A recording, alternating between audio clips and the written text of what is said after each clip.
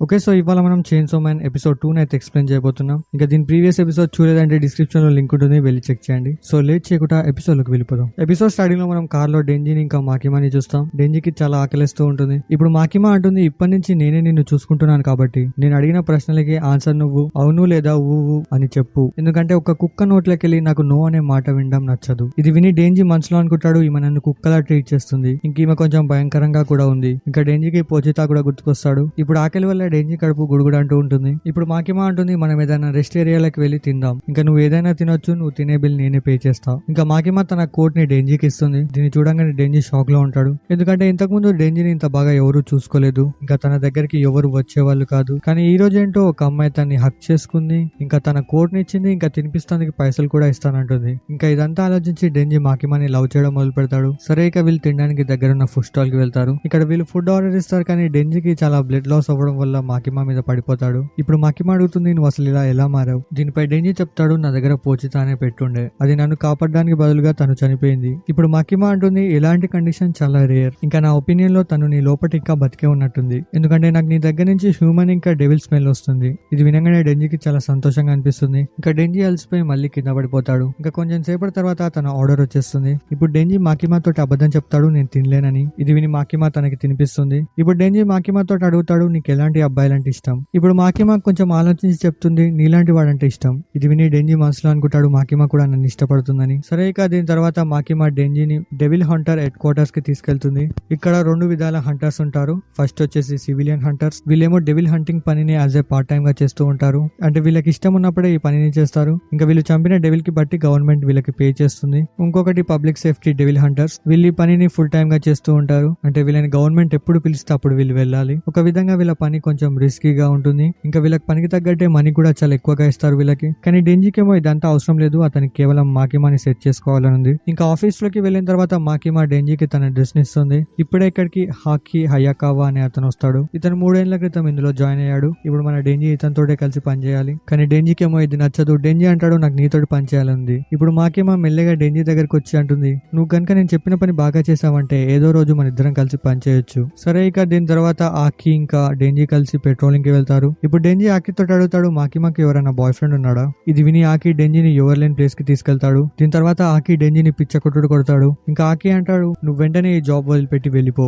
ఎవరైతే ఈ జాబ్ గురించి ఏమీ తెలియకుండా ఈ జాబ్ లోకి వస్తారో వాళ్ళు వెంటనే చనిపోతారు. ఎందుకంటే నాకు తెలిసిన వాళ్ళు చాలా మంది మనీ కోసం హంటర్స్ చనిపోయారు. ఇంకా ఈ జాబ్ ని కేవలం స్ట్రాంగ్ మోటివ్ ఉన్న వాళ్ళే చేయగలరు. నేను చూస్తుంటే మాకిమా కోసం నువ్వు ఈ పనిలోకి వచ్చినట్టున్నావు, అందుకే నువ్వు ఇక్కడి నుంచి పారిపో, నేను మాకిమాకి ఏదో ఒకటి చెప్పుకుంటా. ఇప్పుడు ఆకి వెళ్తుంటే ఒకటేసారి డెంజీ ఆకి తమ్ముని కొడతాడు పాపం. ఇప్పుడు డెంజీ అంటాడు, నేను ఫస్ట్ టైం ఇంత మంచి ఫుడ్ ని తిన్నాను, ఇంకా నన్ను మంచిగా చూసుకునే వాళ్ళు కూడా ఉన్నారు. ఈ జీవితం నాకు ఒక కళ లాంటిది. ఇక ఈ పని చేస్తున్నప్పుడు నేను చనిపోయినా నాకేం బాధ అనిపించదు. ఇప్పుడు ఆకి మళ్ళీ లేచి డెంజీని కొడతాడు. తను అంటాడు, మాకిమా నీలాంటి వాడికి ఎప్పుడు పడదు. ఇప్పుడు డెంజీ అంటాడు, నీకెందుకు కాలుతుంది? ఇంకా డెంజీ పాపం మళ్ళీ ఆకి తమ్మున్నే కొడుతూ ఉంటాడు. దీని తర్వాత వీళ్ళిద్దరు కలిసి మాకిమా దగ్గరికి వెళ్తారు. ఇప్పుడు మాకిమా డెంజీ తోటి అడుగుతుంది ఆకికి ఏమైందని. దీనిపై డెంజీ కవర్ చేస్తూ చెప్తాడు, ఒక చిన్న డెవిల్ ఆకి యొక్క తమ్ముని కొట్టిందని. కానీ ఆకి చెప్పేస్తాడు ఇతను అబద్ధం చెప్తున్నాడని. ఇంకా తను అంటాడు, మేమిద్దరం అసలు కలిసి పని చేయలేం. ఇంకా ఇదంతా జరిగాక కూడా మాకిమా డెంజీని ఆకి యొక్క యూనిట్ లోనే ఉంచుతుంది. ఇక్కడ ఆకి ఉండేది ఎక్స్పెరిమెంటల్ యూనిట్ లో. ఇందులో కేవలం అబ్నార్మల్ యాక్టివిటీస్ చేసే వాళ్ళే ఉంటారు. ఇప్పుడు ఆకి అడుగుతాడు, డెంజీలో అంత స్పెషాలిటీ ఏముంది?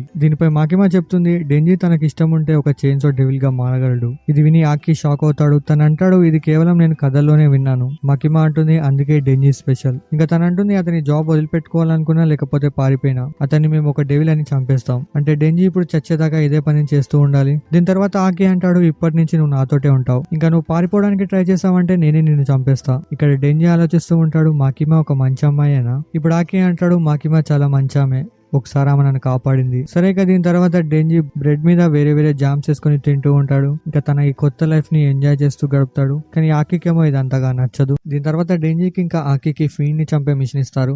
ఇక్కడ డెంజీకి ఫీండ్ అంటే ఏంటో తెలియదు. దీనిపై ఆకి తనకి ఎక్స్ప్లెయిన్ చేస్తూ ఉంటాడు. ఆకి అంటాడు, ఫీండ్స్ నీకు ఆపోజిట్ గా ఉంటాయి. ఇంకా ఈ ఫీండ్ ఏదైతే ఉందో అది ఎవరి శరీరాన్ని కంట్రోల్ చేసినప్పుడు తన తల మీద ఏదో మార్క్ ఉంటుందంట, దానివల్ల దాన్ని ఈజీగా కనిపెట్టొచ్చు అంట. కానీ నువ్వు ఒక ఫీండ్ వి కాదు, ఎందుకంటే నీకు నీ బాడీ మీద కంట్రోల్ ఉంది. దీని తర్వాత తర్వాత వీళ్ళిద్దరు కలిసి ఒక రూమ్ లోకి వెళ్తారు. అక్కడ ఒక ఫీల్డ్ ఒక ముసలైన బాడీని కంట్రోల్ చేస్తుంటుంది. ఇప్పుడు ఆకి డెంజీ తోటి అంటాడు, నువ్వు చైన్సో మ్యాన్ లా మారి ఇతన్ని చంపేయి. దీనిపై డెంజీ తన దగ్గర ఉన్న గొడ్డలతో ఇతన్ని చంపేస్తాడు. ఇప్పుడు ఆకి డెంజీ తోటి అడుగుతాడు, నువ్వు ఒక డెవిల్ లా మాడి ఈ ఫీల్డ్ ఎందుకు చంపలేదు? దీనిపై డెంజీ చెప్తాడు, నేను అతని మీద దయ చూపెట్టి ఒక ఈజీ చావుని అతనికి ఇచ్చాను. దీనిపై కోపంలో ఆకి అంటాడు, ఫీల్డ్స్ కూడా డెవిల్సే, వీటి మీద నువ్వు దయ చూపెట్టాల్సిన అవసరం లేదు. ఇంకా ఆకి చెప్తాడు, నా ఫ్యామిలీ మొత్తాన్ని ఒక డెవిల్ చంపేసింది. ఇంకా కింద పనిచేసే పోలీస్ ఆఫీసర్స్ వాళ్ళ ఫ్యామిలీ కోసం ఈ పని చేస్తున్నారు. ఇంకా నువ్వు ఒక్కని వదిలిపెట్టి అందరూ ఈ జాబ్ గురించి చాలా సీరియస్ గా ఉన్నారు. ఇదంతా చెప్పి ఆకి కంచి వెళ్ళిపోతాడు. ఇప్పుడు ఆకి వెళ్ళిపోయిన తర్వాత డెంజీకి ఇక్కడ కొన్ని అడల్ట్ మ్యాగజైన్స్ కనిపిస్తాయి. వీటిని డెంజీ చదువుతూ ఉంటాడు. ఇక్కడ డెంజీ తన శరీరం మొత్తం మీద బ్లడ్ పూసుకోవడం ఇష్టం లేక